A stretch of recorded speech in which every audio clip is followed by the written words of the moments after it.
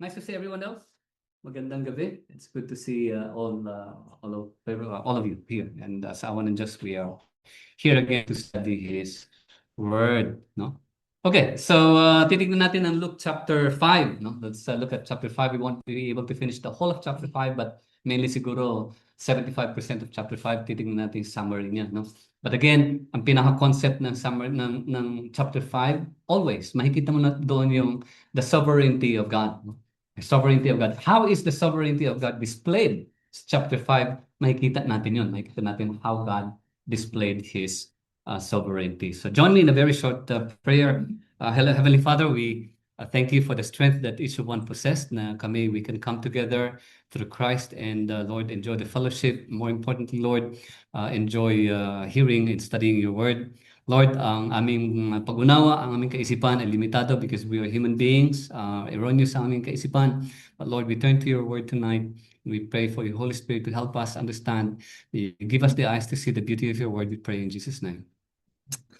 Amen. Amen. Okay, so sabi nga natin, titignan lang natin summary ng chapter 5. So sa chapter 5, makikita natin dito yung pinoint out ay pagkasulat ni Lucas sa pagpili ng Panginoon sa kanyang mga disipulo. Although hindi lahat binanggit kung paano napili yung lahat, no?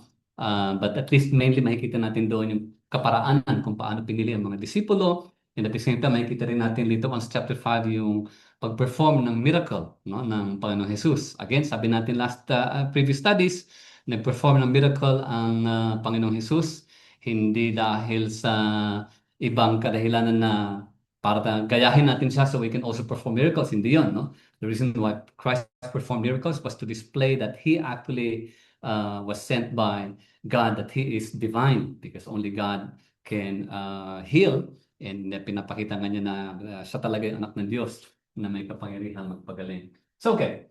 So, yung first point na titignan natin sa chapter 5 is yung pagkapili kay Simon and some of the, si James and John, and yung pagkapili kay Matthew. No? Hindi magkasunod yun, pero still in chapter 5. So, alam natin, siyempre, most of us, we have read the book of Luke, we have read, alam natin yung kwento, na mga nasa bangka sila, dumating ang Panginoon Jesus at sumakay sa isang bangka. Pinili niyang sakyan yung bangka na kung saan nakasakay si Simon, no? At inutos niya doon na ilaglag ba tawag doon? Cast out niyo. Sa Tagalog, sa English, cast out niyo ang inyong mga net para makahuli ng isda. Sabi ni Simon, Master. Notice, tinawag na agad na Master ang Panginoon Jesus without even knowing who Jesus is at that time, no? Sabi niya, Master, we told a lie. Napakahirap kami magtrabaho ng buong gabi pero wala kami nakita. Took nothing. Sabi niya, pero dahil sinabi niya, sige, ibaba namin ang aming mga lambat. Ayun, lambat. Sa nakano, no, Tagalog Bible study, pero madalas hirap na hirap pag Tagalog. No? Anyway, ilayag ang mga lambat, sabi. So, when they had done this, nagulat na lang sila na karoon ng maraming hakot na isda. Sabi pa ni Luca doon, bakit sa kanyang interview siguro, kanyang research, napupunit na, no? Napupunit na yung mga fish, mga lambat nila, no? At tinawag yung ibang kasamahan nila para tulungan sila. And they came and filled both the boats so that they began to sink. So halos palubog na yung bangka sa sobrang dami ng nakuhang isda. Nung nakita ni Simon yun, anong naging reaction ni Simon? Na lumuhod siya. Sabi ni Luca, he fell down at lumuhod at Jesus' knee saying, "Depart from me for I am a sinful man." Dati tawag niya, Master, now for a sinful man, oh Lord. Remember sa Lord, sa Griego, even sa Septuagint, yung tinatawag nating Greek Bible, no? Ang Lord is a title that is attributed only to God and God alone. And here is, importante yun. Importante yun na yun ang konteksto nun, no? Nung tinawag ng Lord, it is a title that is attributed to God and God alone. Bakit siya sinabi ng depart from me? Kasi sabi nga niya, I am a sinful man. For he and all who were with him were astonished at the catch of fish that they had taken. Nagulat sila, nabigla sila sa dami ng isdang nakuha nila. Ganun din si James and si John, sons of Zebedee, no? Na siyang kasama ni Simon sa trabaho siguro, o sa negosyo. And Jesus said to them, to Simon, huwag ka matakot. Sabi niya, from now on, you will be catching man. And when they had brought their boats to land, they left everything and followed Jesus. Yun ang calling ni Simon, kasama siyempre sina James and John, the sons of Zebedee, and probably some other followers of Christ. Tignan naman natin yung calling ni Matthew. No? Levi, of course, alam natin is Matthew. So after this, meaning after pagalingin ni Jesus, yung may sakit, he went out and saw a tax collector named Levi sitting at the tax booth. No? And Jesus said to him, meaning Jesus said to Levi, follow me. And then leaving everything, Levi rose. Tumayo si Levi and finalo niya si Jesus. And after that, Levi made a great feast. Nagtawag siya ng isang fiesta, no? Sa bahay niya, and there was a large company. Sa mga tinawag niya sa fiesta, kasama sa fiesta ang hinanda niya, mga kapwa niya, tax collectors, and others reclining at table with them. Now, we have to understand, sa Old and New Testament, pag sinabi mo reclining at table with them, talaga having fellowship, no?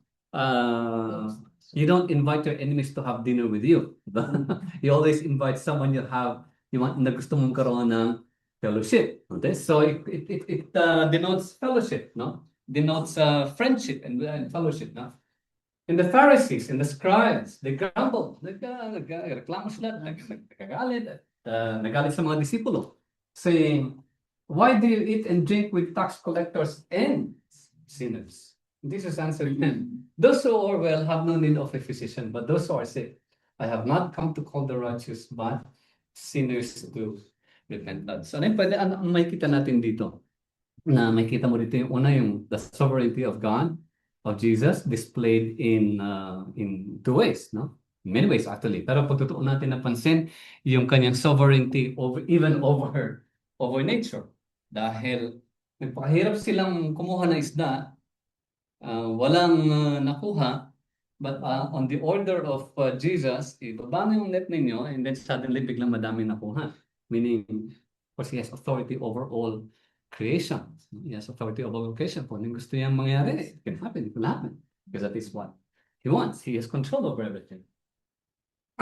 Again, yung sovereignty niya of choosing who he wants to be his disciples.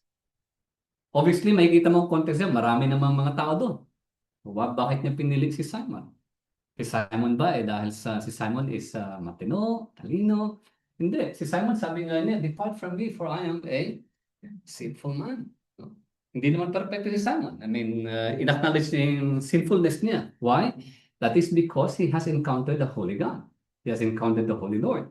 And yun ang response mo. Again, makikita mo doon yung supernatural working of God, because one who has been touched by the Spirit acknowledges already yung kanyang yung sinfulness at yung kawalan mo ng worth before a holy God, because we are sinners. We are undeserving of His love, but despite the fact na we are undeserving, God still redeemed us. Tinubos pa rin tayo at pinatawad pa rin tayo sa ating kasalanan. So makikita mo na yung sovereignty of the Lord in choosing of calling His disciples. Ganun din si Levi, no? Yung tinawag niya si Levi, imagine, Matthew, tax collector siya, sabi ng account ng gospel. And you have to understand yung konteksto ng pagiging tax collector ng kapanahunan ni Jesus Christ, ng kapanahunan ng Roman Empire.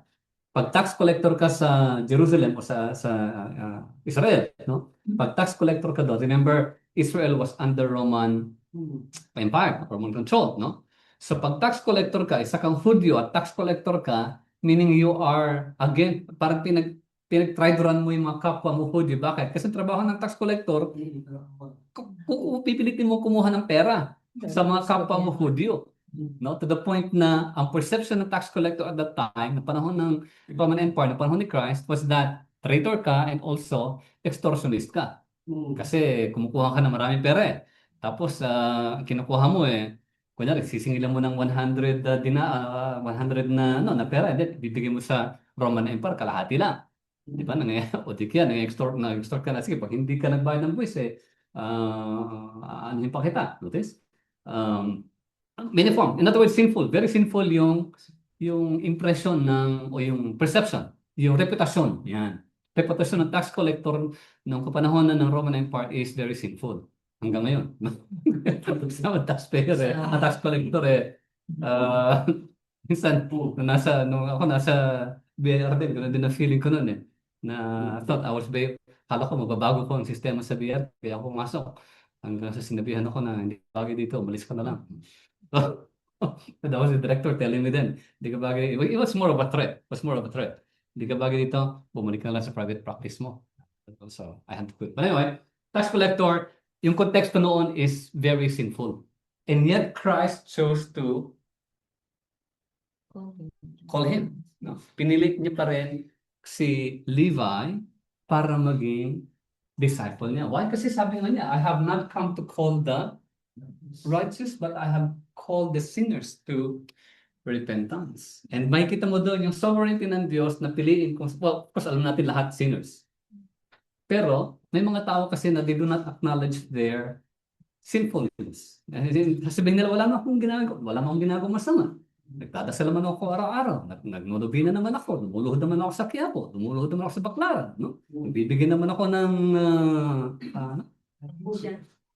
abuloy o ng sa pulubi. Yung alms. Bibigyan naman ako ng limos. Yan. Bibigyan naman ako ng limos. Wala naman akong pinapatay. Wala naman akong ninanakaw. Notice?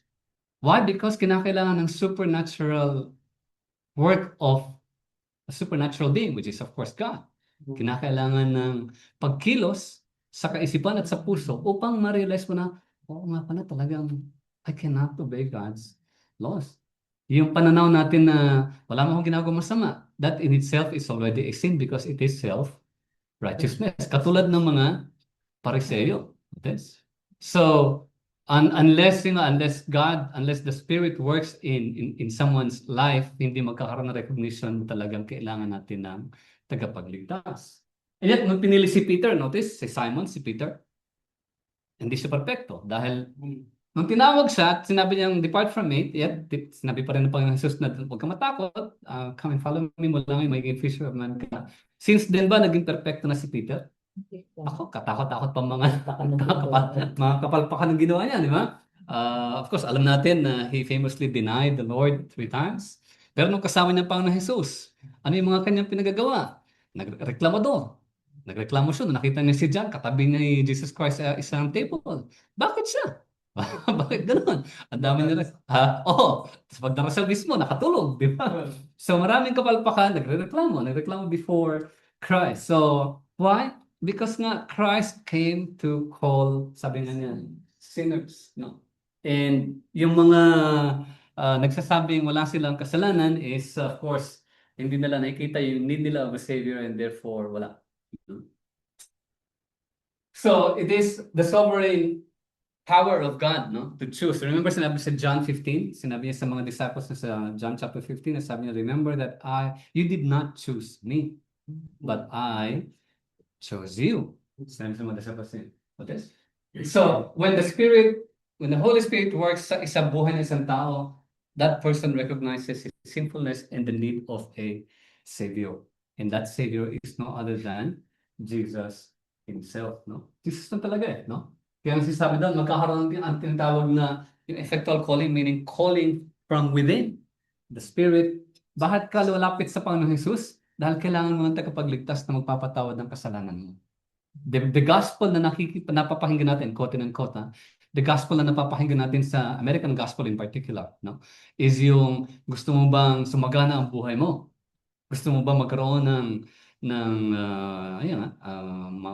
bountiful blessings? Gusto mo bang they promise a life of wealth.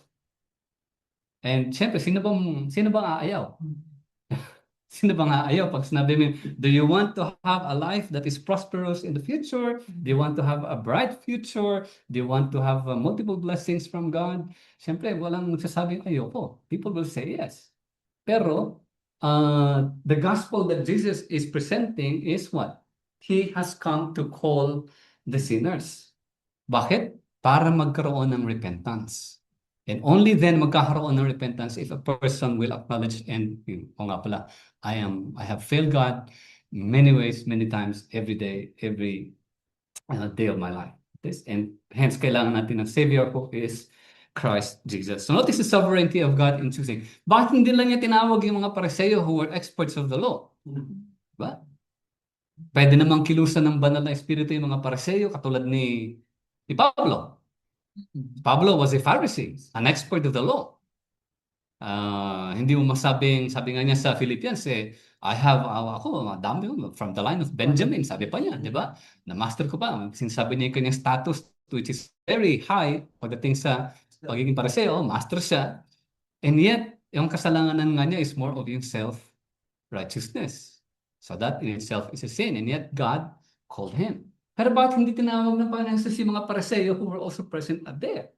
Pwede namang kilusan ng banal na espiritu at para ma-realize nila na mali sila. But why did not God do that? Why? Because God is sovereign.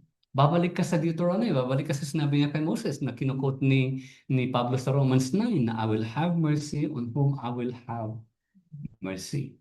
See, parang nasa gayon, at least sa atin, ang tugon natin is, Lord, salamat. Salamat. Always ang response po doon is a response of thanksgiving and praise before God. Dahil wala tayong i-contribute sa ating salvation and sa ating forgiveness of sins. No? Wala tayong na-contribute. Hindi tayo lumapit because of our own doing, but because it was God who has actually called us. And because of that, God opened our eyes and hence we responded to the call. Everything is from Him. Wala tayong na-contribute. Wala tayo. So yun yung kwan. Yun the sovereignty of Christ over nature, no, over creation, and yung sovereignty niya in choosing His followers. No? Why? Because at the end of the day, sabi nga natin, kung titignan mo yung sinabi ni Pablo sa Ephesians chapter 1, di ba? Sinabi sa mga taga-Efeso, mga believers sa Efeso, that God has predestined you or has chosen you before the foundation of time. Ano ibig sabihin nun? That from the very beginning, God has His own people. And yung kanyang mga tao, He will never forsake them. He will always call them and He will always bring them to repentance. No? So that is the beauty of God's love. Talaga amazing grace. Talaga amazing love dahil we will not know all these things if not for His word, if not for His Holy Spirit giving us the eyes to see and the ears to hear. Now, yung second part ng Luca na titingnan natin is yung ito yung sabi natin, no? Yung sabi natin na yung kasalanan, no? Christ has called the sinners, not the righteous. Bakit? Sabi natin na yung mga tinawag ng Panginoon Jesus, doon nila na-acknowledge, doon nila kinikilala yung kanilang pagiging makasalanan. Bakit? Dahil sa kilos na rin na banal na espiritu. Grace, sabi ng isang writer, grace is only for those, I forgot the name. Grace is only for those who are spiritually sick and for those who recognize the total inability to save themselves. Sabi din isang author, spiritual restoration, yung pag-restoration ng ating kaluluwa, ng ating spirit, magaganap lang ito pag inaamin natin na tayo ay merong sakit. Ano yung sakit natin? Yung sinfulness, kasalanan. That is our sickness. So, it's very basic. Parang sa atin, pupunta lang sa doktor yung mga may sakit. Ideally, pero minsan kahit walang sakit, kailangan ko ng sick certificate. But in reality is we only go to the doctor if we are sick, di ba? So again, sabi natin, the calling of the disciples will show that God calls sinners at His own, no? On His own choosing, sa kanyang sovereign will, no? Sa kanyang sovereign will. No, tama. Ito pa si Peter, lumubog pa sa tubig, no? Dahil dami yung kapalpakan ni Peter, kung makikita natin, yet God chose him. No? Yet God chose him. Why? Because God is sovereign. God is sovereign. Kaya maganda yung kanta na Why Have You Chosen Me? Minsan yung kanta niya, doon, kasi Keith Green na kumanta nun. Keith Green, Why Have You Chosen Me? It's a beautiful song asking, Lord, I'm undeserving. I'm nothing, yet you have chosen me to be your child. So ang tugon ng tao is praise and thanksgiving. Dapat na yun natin response.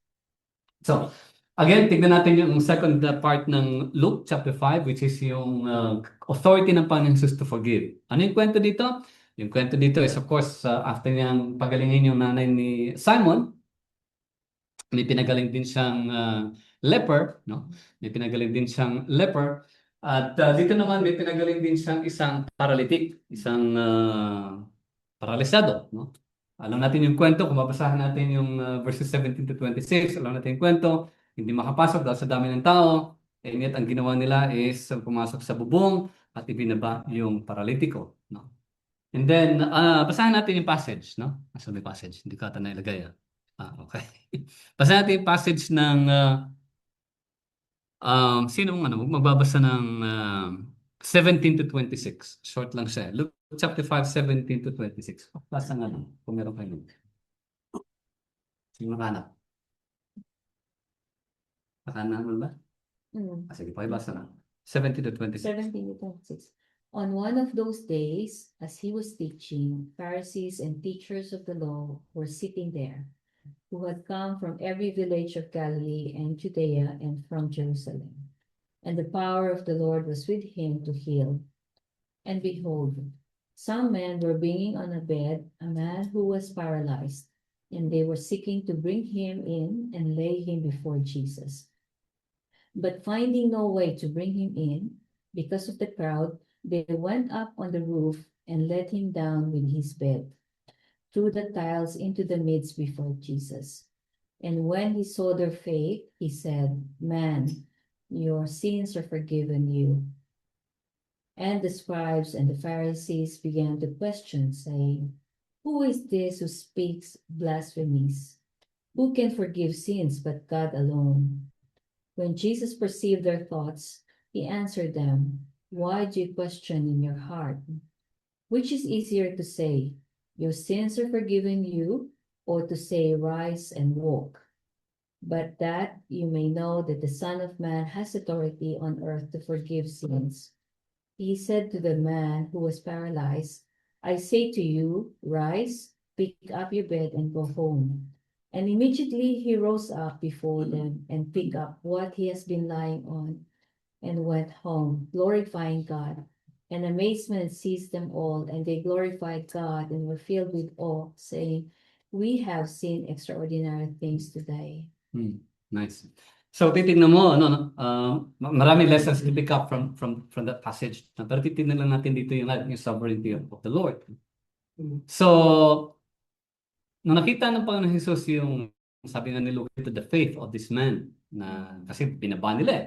Umakit ng bubong at gumawa ng paraan para makapasok, no? So when Christ, sabi ni Luke, when Christ saw the faith of this man, ang sinabi niya kaagad is what?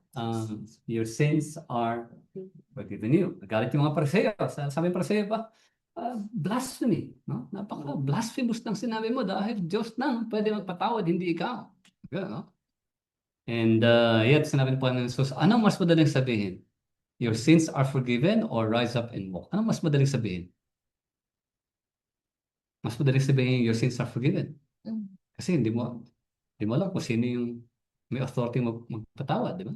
Mas mahirap sabihin yung rise up and walk kasi paano kung hindi tumayo? So ano mas madaling sabihin? Mas madaling sabihin yung, parang sa atin din. Pag may humihingi ng paumanin sa atin, pasensya ka na sa kasalanan na gawa ko. Hindi, okay lang yan, okay lang yan. Madaling sabihin, okay lang yan. Pero sa loob-loob, hindi na kita ibablock na kita sa Facebook. I-unfollow na kita, hindi na kita i-friend. Madaling sabihin na, hindi, okay lang. Pinatawag kita, wala yun. Kalimutan mo na yun. Pero pag talaga ko, kasama yung ibang tao, pinagsasabi kung alam mo si ganito ginawa. So madaling sabihin yung sins are forgiven. But actually, hindi mo alam kung totoo. So the point here of Christ is that, yes, madaling sabihin nga, dahil sinasabi ng Pariseo, blasphemous yung ginawa mo. Diyos lang pwede magpatawad. So ang ginawa niya, ano mas madali? Yung sins are forgiven you or rise up and walk? Mas madali nga sabihin yun. Pero to prove that He has authority to forgive sins, ginawa niya mas mahirap. Ano yun? Rise up and walk. And eventually, ano nangyari? Gumaling yung paralitiko and giving glory to God. Sabi ni Lucas, sabi ng passage doon, sabi ni Christ, that you may know that the Son of Man has authority to forgive sins. Ginamit ni Lucas dito, ginamit na parang Jesus yung title na Son of Man. Ano ba kasi ang Son of Man? Bakit nga ba sa ibang Gospels din lagi binabanggit ng Panginoon Jesus na He is the Son of Man? Importante balikan natin yung konti, yung historical significance noon. Sa Daniel chapter 7, si Daniel, nung siya nasa Babylon, in captivity, meron siyang prophecy about the Son of Man. Sinulat niya sa Daniel chapter 7. Specifically, titignan mo sa verses 13 and 14, nandoon yung kanyang prophesy about the Ancient of Man being visited by the Ancient of Days. Sa Old Testament, pag sinabi natin Ancient of Days, that refers to Yahweh, that refers to God. No? So Yahweh, God, Jehovah, visited the Son of Man. Yung Son of Man na yun is a title in the Old Testament. Bakit? Because that Son of Man, sabi ni Daniel 13:14, has the authority. That God has given all authority to that Son of Man. And Christ here is saying before the Pharisees and the scribes, kasi remember, sabi ng passage, madaming scribes and Pharisees. The Pharisees and scribes were experts of the law. The scribes were the ones writing the law. So para malaman nila na yung fulfillment ni Daniel 7 is na kay, fulfillment nun is na kay Christ. Kaya sinabi niya that you may know that the Son of Man has authority to forgive sins. So dito ginamit yung title na Son of Man, which was prophesied by Daniel 7. And that is very significant sa mga Pariseo. No, sinabi nila ni Christ na Son of Man, you could just imagine yung nasa mind nila. Diba? Inaangkin niya yung titulong Son of Man na yun. No? Pero hindi sila makareklamo because they saw the man walk. Yung paralitiko is yun nga, na gumaling. No? So again, the authority of Christ to forgive sins. Demonstrated why? Totoo yung sinabi na sinabi ng mga Pariseo. No, who can forgive sins but God alone? Again, when Christ pointed out na your sins are forgiven you, pinapoint out niya doon na He Himself is God in the flesh, divine. The deity of Christ is again demonstrated by His authority to forgive sins. Hindi lang yun. Yung kanyang sovereignty again. Bakit hindi na lang? Kasi titignan, maraming sakit, sabi ni Lucas. Ang daming may sakit sa bahay na yun. Ang daming gustong magpagamot, magpagaling. Pero bakit ang kanyang pinagaling lamang is yung paralitiko? Una niya pinagaling yung may ketong. Pinagaling niya rin yun. May ketong. No? Again, bakit madami namang may sakit doon, pero bakit yung may ketong lang at yung may leprosy lang, yung may paralisado lang, ang kanyang pinagaling? Again, the sovereignty of God. We cannot question yung kanyang Lord, ba't hindi mo pinagaling lahat? Why? Because He's sovereign. He does. Sabi nga ni Pablo sa Ephesians, He does things to the praise of His glory. It's always to the praise of His glory. And tayo, we cannot say, no, but of course, we can question in a humble manner, but we cannot question in an arrogant manner. No, we can question as a matter of parang pointing it out, Lord, why? But anyway, Lord, I submit to your will. I submit to your sovereignty. So makikita mo rin yung sovereignty of God over the forgiveness of sins, the authority to forgive sins, and yung sovereignty niya to choose, no? Because God is sovereign, no?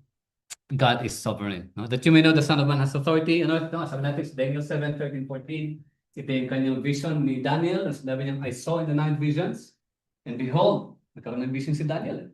With the clouds of heaven, there came one like a son of man. Ito yung title na yun. And he came to the Ancient of Days, referring to the Holy God, and was presented before him. And to him, meaning to the Son of Man, was given dominion, glory, and a kingdom that all people, nations, and languages should serve him. His dominion is an everlasting dominion which shall not pass away. His kingdom, one that shall not be destroyed. Kaya pag sinasabi ni Christ sa New Testament, yung Son of Man, he is referring to the prophecy of Daniel. Na sinasabi niya, ako yun. Ako yung sinasabi ni Daniel na merong authority, na merong dominion ko will be forever, that kingdom will not be destroyed. I am that person. Yun ang kanyang sinasabi whenever he claims that title, that he is the Son of Man. It is an Old Testament title, specifically from Daniel chapter 7. No? So again, in summary ng Luke chapter 5, makikita mo dito yung sovereignty ng Panginoon. The sovereignty of God in sa creation, over natural order of things, having authority to forgive sins, his sovereignty to forgive those whom he want to forgive, no? Bakit nila ayaw niya patawarin lahat? Again, that God is sovereign, something that I cannot give a categorical answer dahil I do not have, my mind is corrupt, no? But God's mind is divine and perfect, no? Jesus chose whom he called. Again, that's the sovereignty of God. He has the right to choose. I will pour out mercy on whom I want to have mercy. Yung kanyang, alright, sovereign power to choose. Gusto niyang pagalingin. Basahin niyo yung verse 15, 16. Basahin niyo yung chapter 5 verses 15 and 16. Anong nakalagay, ano sinasabi ni Lucas doon? Kasi maraming gustong magpagaling eh. Nung nakita nilang pinagaling niya yung mother ni Simon, pinagaling niya yung may ketong, maraming gustong magpagaling. So ano yung sabi ng verse 15 and 16? Sino nakahanap na? Verse 15 and 16 ng Luke chapter 5. Sige, Alvin. But so much the more when there a fame abroad of him, and great multitudes came together to hear and to be healed by him of their infirmities. Verse 16, and he withdrew himself into the wilderness and prayed. Notice? Maraming multitude na gustong makarinig pa at gustong magpagaling sa kanya. Pero hindi niya pinagaling, but rather he instead withdrew and he devoted his time in praying before God, before his Father. So makikita mo doon, he could have simply, healed everyone else para tumahimik na, di ba? But he did not. Why? He is sovereign. He has his own reason. His reasons are perfect. His reasons are good. His reasons are divine. His reasons are holy and divine. We cannot question it.